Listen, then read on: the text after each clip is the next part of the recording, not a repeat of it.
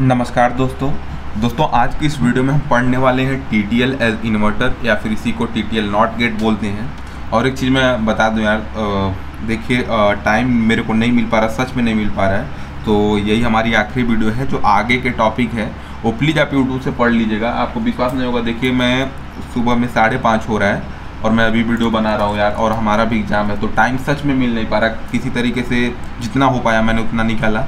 और मैंने पहले वीडियो में पूरा आपको इंट्रोडक्शन बता रखा है कि कैसे कैसे क्या पढ़ना है, तो आप उस सीक्वेंस के हिसाब से अगर यूट्यूब से पढ़ लोगे तो आपको चीज़ें समझ में आ जाएगी, तो देख लेना यार। बट लेकिन हम अभी TTL as a not gate तक ही पढ़ पाएंगे, इसके आगे तक मैं नहीं कर पाऊँगा क्योंकि सच में टाइम नहीं मिला दोस्तों। तो चलिए हम इसको शुरू करते हैं। तो अभी देखिए मैंने यहाँ पे रफ डायग्राम बनाया, आप थोड़ा डायग्राम अच्छे से बनाइएगा, मतलब सब कंपोनेंट तो यही है लेकिन थोड़ा अच्छे से बनाइएगा। मैंने जल्दी में टाइम नहीं है तो इसको ऐसे बनाया, ठीक है जी। चलिए हम इसका वर्किंग देखते हैं, ठीक है।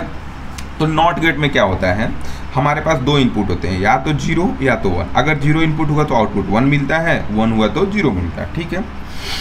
तो यहाँ पर चलिए हम देखते हैं। सबसे पहले अगर हम यहाँ पे हमारा देखिए, ये हमारा यहाँ से इनपुट है और यहाँ से हमको आउटपुट मिलेगा। आउटपुट में क्या क्या, पहले एक बार सर्किट बता देते हैं। देखिए हमने यहाँ पे एक वोल्टेज सोर्स लगाया है, जिसका यहाँ पे ऐसा समझ सकते हो बैटरी है जिसका वोल्टेज भी है, ठीक है।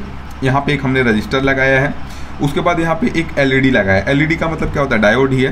तो यहाँ पे हमने एक LED लगाया है। LED से हमको आउटपुट पता चलेगा कि 1 आ रहा है या फिर 0 है। अगर ऑन हो रहा है तो 1, ऑफ है तो 0, ठीक है। और यहाँ से हम इनपुट देने वाले हैं, ठीक है, यहाँ से हम इनपुट देने वाले हैं, ठीक है। तो चलिए अगर हम यहाँ पे लॉजिक 1 अप्लाई करें, 1 मतलब क्या है, 5 वोल्ट। 5 वोल्ट मतलब हमारा देखिए बेस किस पे हो गया, हायर वोल्टेज पे।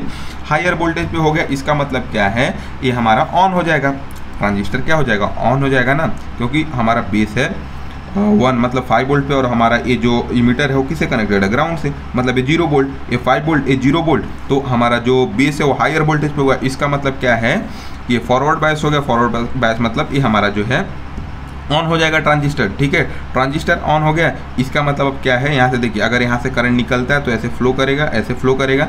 और देखिए जब मैंने बताया था आपको, यहाँ पे दिखाता हूँ मैं, देखिए जब ये वाला मैंने आपको ट्रांजिस्टर बताया था तो आपको बताया था कि अगर ये ऑन होगा तो हमारा कलेक्टर से होते हुए इमीटर की तरफ करंट फ्लो करेगा, ठीक है। तो अब देखिए यहाँ पे जब आएगा करंट, यहाँ पे आएगा तो इसको फ्लो करने के दो पाथ है, एक LED के थ्रू ग्राउंड हो सकता है या फिर एक ट्रांजिस्टर के थ्रू हो सकता है। तो देखिए हमारा इस केस में अभी ट्रांजिस्टर ऑन है, और जब ट्रांजिस्टर ऑन होता है तो इसका जो रेजिस्टेंस होता है ना, निग्लिजिबल होता है कंपैरिजन टू डायोड।